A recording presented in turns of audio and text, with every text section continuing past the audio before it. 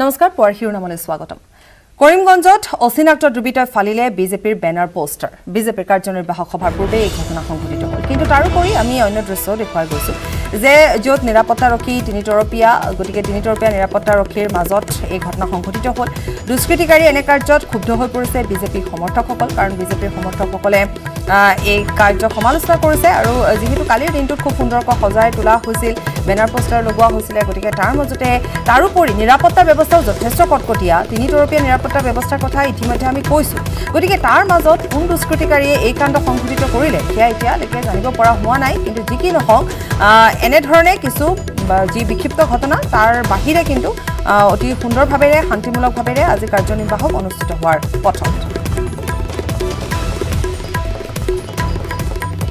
যেহেতু আমি কৈছোৱে যে কৰিমগঞ্জত বিজেপিৰ কাৰ্যনিৰ্বাহক সভা দুদিনীয়াকৈ আয়োজন কৰা হৈছে কাৰ্যনিৰ্বাহক সভাত 2021 নিৰ্বাচনৰ ৰণকৌশল প্ৰস্তুত হ'ব ৰচনা হ'ব আৰু আজি মুখ্যমন্ত্ৰী সৰ্বানন্দ সোণোৱালে অংশগ্ৰহণ কৰিব আৰু কাইলৈ যেহেতু দুদিনীয়াকৈ কৰা হৈছে গতিকে কাইলৈ মন্ত্ৰী ডক্টৰ হিমন্ত বিশ্ব শৰ্মাই অংশ ল'ব 26 ডিচেম্বৰত ইফালে গুৱাহাটীলৈ অমিত শ্বাহো আহিব ৰাজ্যিক বিজেপিৰ আলোচনাত বহিব অমিত শ্বাহ গতিকে আজিৰ দিনটো বা কাইলৈৰ দিনটো অত্যন্ত গুৰুত্বপূৰ্ণ দিন এই দুটা দিনত বহুখিনি ৰচনা কৰা হ'ব আমি কৈ গৈছোঁ যে ৰণকৌশল ৰচনা কৰা হ'ব বহু সংখ্যক লোক আহিছে প্ৰস্তুতিৰ কথাও আমি কৈছোঁ ৰাজু আছে আমাৰ সৈতে ৰাজু আপোনাৰ ওচৰলৈ আহিছোঁ ৰাজু আজিৰ দিনটোত যিসকল লোক তালৈ আহিছে তেওঁলোকে যথেষ্ট আত্মবিশ্বাসী নেতাসকল তেওঁলোকে খুব সুন্দৰভাৱে এই কথাই কৈছে যে মিছন 100 সফল হ'ব তেওঁলোকৰ তাৰোপৰি আন এটা দিশো আপুনি আমাক দেখুৱালে যে যিটো সঁচাকৈয়ে খুবেই আকৰ্ষণ কৰিলে ব্যক্তিগতভাৱে মোকো যে তাত যি সম্প্ৰীতিৰ কথা বৰাক ব্ৰহ্মপুত্ৰৰ কথা মুখ্যমন্ত্ৰীগৰাকীয়ে কৈ থাকে প্ৰতিটো ভাষণতে সেয়া তেওঁলোকে দেখুৱাবলৈ চেষ্টা কৰিছে তেওঁলোকে কালচাৰেল এক্সচেঞ্জ বুলি যিটো কোৱা হয় বিনিময় যিটো কোৱা হয় সেই বাবে কাৰ্যকৰ্তাসকলক কৰিমগঞ্জৰ কাৰ্যকৰ্তাসকলৰ ঘৰত ৰখাৰ তেওঁলোকে সিদ্ধান্ত গ্ৰহণ কৰিছে খুব সুন্দৰ ৰাজু সঁচাকৈ পাপৰি 556 জন যি কাৰ্যনিৰ্বাহক সদস্য আছে আৰু সেই কাৰ্যনিৰ্বাহক সদস্যৰ আপুনি যিটো কথা ক'লে যে সম্প্ৰীতি বৰাক আৰু ব্ৰহ্মপুত্ৰৰ মাজত যিটো সম্প্ৰীতি তাৰ বাবেই 250 জন লোকক ইতিমধ্যে যি কাৰ্যকৰ্তাৰ ঘৰ আছে সেই কাৰ্যকৰ্তাৰ ঘৰত ৰাখিছে এইটো নিশ্চয়কৈ যিটো মুখ্যমন্ত্ৰী সৰ্বানন্দ সোণোৱালে সদায় কৈ থাকে বৰাক ব্ৰহ্মপুত্ৰ পাহাৰ ভৈয়ামৰ কথা সেই বৰাক ব্ৰহ্মপুত্ৰৰ মাজত যিটো সম্প্ৰীতিৰ বাৰ্তা যিটো সংস্কৃতিৰ যিটো বিনিময় সেই বিনিময়টো নিশ্চয়কৈ এই বৰাকৰ পৰা হৈছে আৰু বৰাক হৈছে বিজেপিৰ ভেটি আৰু শিপা এই বৰাকতেই সেইবাবে এইবাৰ এনেধৰণৰ কাৰ্যনিৰ্বাহক অনুষ্ঠিত কৰিছে আৰু এই কাৰ্যনিৰ্বাহক যিখন সভা এই কাৰ্যনিৰ্বাহক সভাখন 2021ৰ বাবে নিশ্চয়কৈ বিজেপিয়ে যি ৰূপৰেখা নিৰ্ণয় কৰিব তেওঁলোকে ৰূপৰেখা যিটো তেওঁলোকে তৈয়াৰ কৰিব সেই ৰূপৰেখা নিশ্চয়কৈ ইয়াৰ পৰাই হ'ব পবিত্ৰ মাৰ্ঘেৰিটা ডাঙৰীয়া আছে মই তেওঁৰ সৈতে কথা পাতি আগবাঢ়ি যাবলৈ চেষ্টা কৰিম যে বৰাক যদি চোৱা যায় তেনেহ'লে বৰাকেই কিন্তু বিজেপিৰ অসম প্ৰদেশ বিজেপিৰ কিন্তু ভেটি বা শিপা বুলি ক'ব পাৰি ঠিক তেনেকুৱা নহয় বৰাক অন্যতম এখন হাত যদি সোঁহাত বৰাক পাহাৰ মানে গোটেই তেনেকৈ ক'বলৈ দিগদাৰ আচলতে প্ৰত্যেকটো অংগ প্ৰত্যেকটো বিন্দুৱে আমাৰ কাৰণে গুৰুত্বপূৰ্ণ আৰু বৰাক অতি মহান আমাৰ কাৰণে ইয়াত দেখিছে আপুনি বিভিন্ন জাতি জনগোষ্ঠী ইয়াৰ বিভিন্ন ভাষা ভাষী লোক যি একত্ৰিত হৈ ইয়াত এই অনুষ্ঠান আয়োজন কৰিছে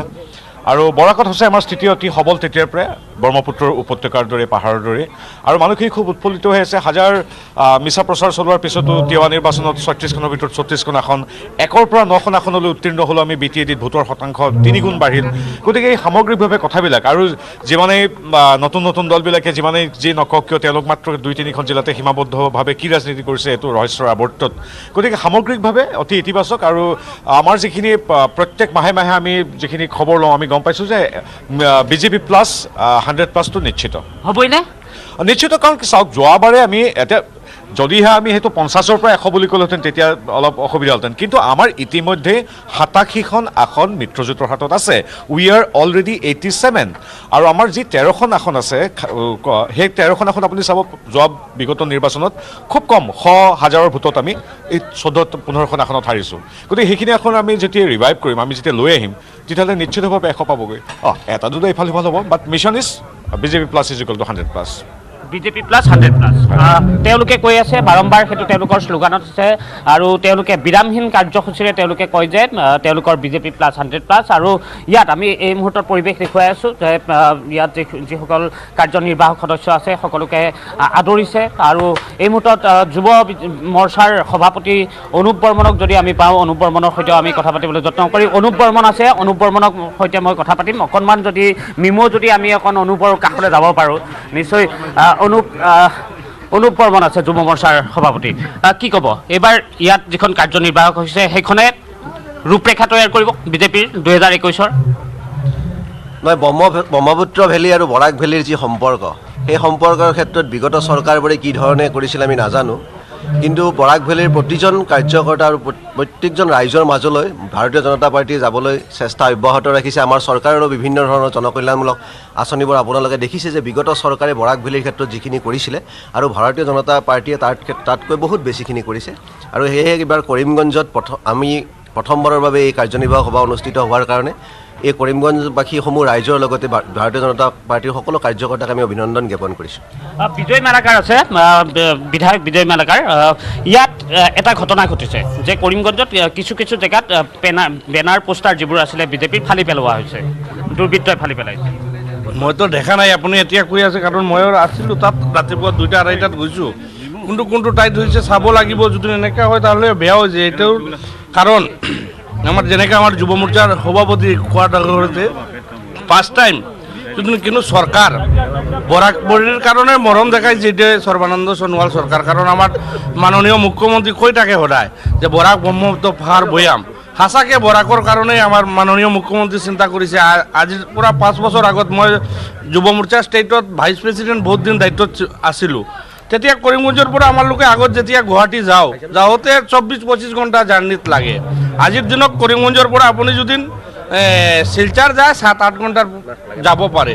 বরাক ভেলীর রাস্তা ঘাট ধরি মানে গোটেই ই সরকার বহুত কাম করেছে, বরাক ভেলীর প্রতি বহুত বেশি মরম দেখাইছে। এই কারণে মাননীয় মুখ্যমন্ত্রী মাননীয় সর্বানন্দ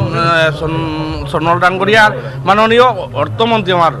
মেডার চেয়ারম্যান হেমন্ত বিশ্ব শর্মার ধন্যবাদ জানাইছোঁ যে বরাক ভেলীর কাৰণে বহুত কাম কৰিছে। বৰাকৰ কাৰণে কাম কৰিছে বুলি কৈছে, আৰু বৰাকৰ কাৰণে যিখিনি কাম কৰিছে আৰু সেইবাবেই বৰাকত বিজেপিৰ ভাল হ'ব বুলি কৈছে। আৰু অজয় জামৱাল ডাঙৰীয়াও আছে, অজয় জামৱাল ডাঙৰীয়াক দেখিছোঁ। জামৱাল जी कैसा लगा है करीमगंज यहाँ पे आके? करीमगंज पहले भी सुंदर था, आज भी सुंदर है, आगे भी सुंदर रहेगा।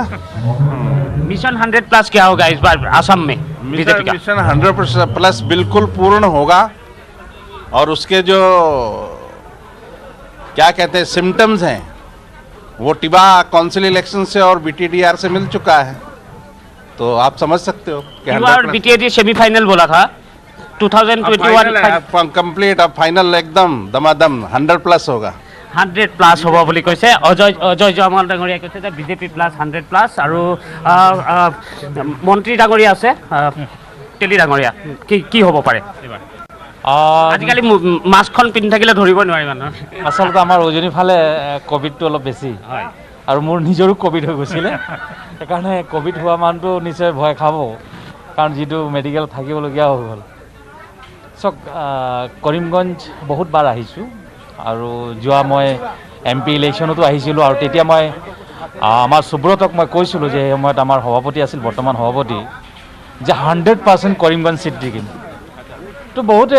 সাংবাদিক বন্ধুসকল কৈছিল যে এইটো এবাৰ আপোনালোক জিকিছিলে আৰু এবাৰ জিকাৰ সম্ভাৱনা নাই। কিন্তু মই কৈ থৈ গৈছিলোঁ, মই MP ইলেকশ্যনত নিজে কেম্পিং কৰিবলৈ আহিছিলোঁ, আৰু মই কৈছিলোঁ কৃপানাথ মাহ 100% জিকিব। আৰু আজি মই এই কাৰ্যনিৰ্বাহক সভাত আহিছোঁ, আৰু মন্ত্ৰী হোৱাৰ পিছত প্ৰথমবাৰৰ কাৰণে কৰিমগঞ্জ আহিছোঁ। আৰু আপোনালোক কৈ থৈ গৈছোঁ ভাৰতীয় জনতা পাৰ্টি চৰকাৰ অসমত হ'ব, আৰু ইতিমধ্যে আমি টাৰ্গেট থৈছোঁ 100+। বৰাকত 15খন আসন, গতিকে 15খনৰ ভিতৰত কিমান পাব পাৰে আপোনালোকে? টাৰ্গেট কিমান কৰিছে? মই একজেক্টলি কাৰণ গোটেই সমষ্টিবিলাকত ঘূৰা নাই, আৰু নিশ্চয় মই কেন্দ্ৰীয় মন্ত্ৰী হিচাপে নিশ্চয় দায়িত্ব দিব পাৰ্টীয়ে প্ৰত্যেক সমষ্টিত যাব, কাৰণ আৰু ইয়াত যথেষ্ট চাহ বাগিচা আছে, আৰু চাহ বাগিচা ভোটখিনি আমি ভাৰতীয় জনতা পাৰ্টিৰ ফালে আনিবৰ কাৰণেও আমি চেষ্টা চলাইছিলোঁ, আৰু আমি সম্ভৱ 70% ভোট ইতিমধ্যে আনিবলৈ সক্ষম হৈছোঁ। মই বৰাকৰ কথা কোৱা নাই, মই ব্ৰহ্মপুত্ৰৰ কথা কৈছোঁ। আৰু নিশ্চয় আমি বৰাকতো এবাৰ আমি 70-80% টি গাৰ্ড ভোট আনিবলৈ সক্ষম হ'ম।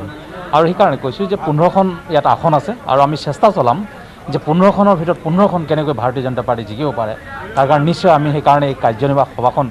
একদম বাংলাদেশ আৰু ইণ্ডিয়াৰ বৰ্ডাৰত ইতিমধ্যে আমি কৰিছোঁ মানে যোনটো মুখ্যমন্ত্ৰীয়ে কৈ থাকে বৰাক ব্ৰহ্মপুত্ৰ পাহাৰ ভৈয়াম সকলোতে পদুম ফুলিব নিশ্চয়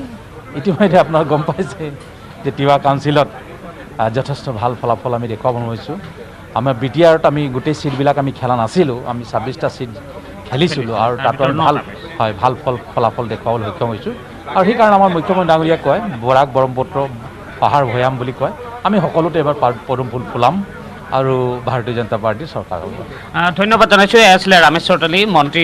ৰামেশ্বৰ তেলীয়েও সেই কথাই কৈছে যে বৰাক ব্ৰহ্মপুত্ৰ পাহাৰ ভৈয়াম যিটো মুখ্যমন্ত্ৰীয়ে সদায় কৈ থাকে মুখ্যমন্ত্ৰীৰ মুখত থাকে যিটো কথা সেইটো তেওঁলোকে সফল কাম কৰিব আৰু ইয়াত যিখন আপুনি ইতিমধ্যে পাপৰি উল্লেখো কৰিছিলে প্ৰথমতে যে সম্প্ৰীতিৰ যি এনাজৰী সেই সম্প্ৰীতিৰ এনাজৰীডাল ইয়াৰ পৰা কটকটীয়াকৈ বান্ধিবলৈ চেষ্টা কৰা হৈছে বৰাক আৰু ব্ৰহ্মপুত্ৰৰ যিখিনি ব্ৰহ্মপুত্ৰ উপত্যকাৰ পৰা যিসকল কাৰ্যনিৰ্বাহক সদস্য আহিছে সেই কাৰ্যনিৰ্বাহক সদস্যৰ 250জনক ঘৰে ঘৰে ৰখা হৈছে কাৰ্যকৰ্তাৰ ঘৰে ঘৰে ৰাখিছে আৰু ৰাজু এই মুহূৰ্তত যিহেতু সময় হৈছে ৰাজু বিৰতিৰ গতিকে আমি এইখিনিতে বিৰতি ল'ব লাগিব আপোনাৰ সৈতে আমি পুনৰ সংযুক্ত হ'ম পৰৱৰ্তী সময়ত পাছত APCCৰ সম্পাদক পলাশ তামুলীৰ পদত্যাগ নিখিল ভাৰত কংগ্ৰেছ কমিটিৰ সদস্য পদৰ পৰাও পদত্যাগ আৰু পলাশ তামুলী গোলাঘাটৰ প্ৰাৰ্থীৰূপে প্ৰক্ষেপৰ চিন্তা চৰ্চা কৰিছিল APCCয়ে অজন্তা নিয়োগৰ পৰিৱৰ্তে পলাশ তামুলীক দিয়াৰ চিন্তা চৰ্চা কৰি থকাৰ মাজতে পলাশ তামুলীৰ পদত্যাগে পুনৰ সংকটত পেলালে কংগ্ৰেছক অজন্তা নিয়োগৰ সৈতে তামুলী বিজেপিত যোগদানৰ সম্ভাৱনা গোলাঘাটত জিলা কংগ্ৰেছৰ 14গৰাকী বিষয়ববীয়াৰ পদত্যাগ জিলা কংগ্ৰেছৰ প্ৰশাসনিক সম্পাদক তপন দত্তৰ লগতে 13গৰাকী জিলা পৰ্যায়ৰ বিষয়ববীয়াৰো পদত্যাগ ৰাজ্যিক আৰু ৰাষ্ট্ৰীয় নেতৃত্বৰ প্ৰতি ক্ষোভ প্ৰকাশ কৰি পদত্যাগ কৰে বিষয়ববীয়াসকলে সাধাৰণ ৰাইজৰ লগত কংগ্ৰেছৰ কোনো যোগসূত্ৰ নাই কেৱল কংগ্ৰেছত চলে নেতাগিৰি এই অভিযোগ তুলিছে কংগ্ৰেছৰ বিৰুদ্ধে গোলাঘাট বিধানসভা সমষ্টিটো কংগ্ৰেছৰ দুৰ্গ নহয় অজন্তা নিয়োগৰহে দুৰ্গ অজন্তা নিয়োগ বিজেপিত সম্ভাৱ্য যোগদানক লৈ প্ৰশাসনিক সম্পাদক তপন দত্তই কয় যে গোলাঘাটত অজন্তা নিয়োগৰ বাহিৰে কংগ্ৰেছৰ কোনো বিকল্প নাই যদি অজন্তা নিয়োগে বিজেপিত যোগদান কৰে তেন্তে গোলাঘাটত কংগ্ৰেছৰ স্থিতি দুৰ্বল হোৱাটো নিশ্চিত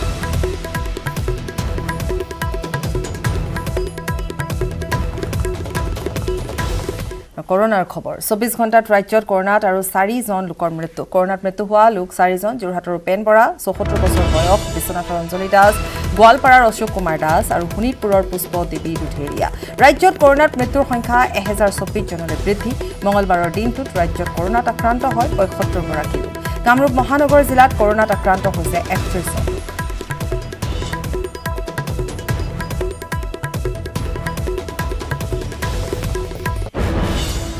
RTI কৰ্মী দুলাল বৰাক গ্ৰেপ্তাৰ চাকৰি দিয়াৰ প্ৰলোভনেৰে টকা আত্মসাত পিস্তল দেখুৱাই মৃত্যুৰ ভাবুকি মাৰপিট আৰু সামগ্ৰী কাহিনী আৰু অভিযোগত গ্ৰেপ্তাৰ কৰা হৈছে দুলাল বৰাক মঙলবাৰে নিশা বোকাখাটত গ্ৰেপ্তাৰ কৰে গোলাঘাট আৰক্ষী কমাৰগাঁৱৰ তামুলী পথাৰত সংঘটিত হোৱা এক মাৰপিটৰ ঘটনাৰ বাবে গ্ৰেপ্তাৰ কৰা হয় দুলাল বৰাক পুনৰবাৰ জনাইছো যে RTI কৰ্মী দুলাল বৰাক গ্ৰেপ্তাৰ চাকৰি দিয়াৰ প্ৰলোভনেৰে টকা আত্মসাত পিস্তল দেখুৱাই মৃত্যুৰ ভাবুকি মাৰপিট আৰু সামগ্ৰী কাহিনী আৰু অভিযোগত দুলাল বৰাক গ্ৰেপ্তাৰ কৰা হ'ল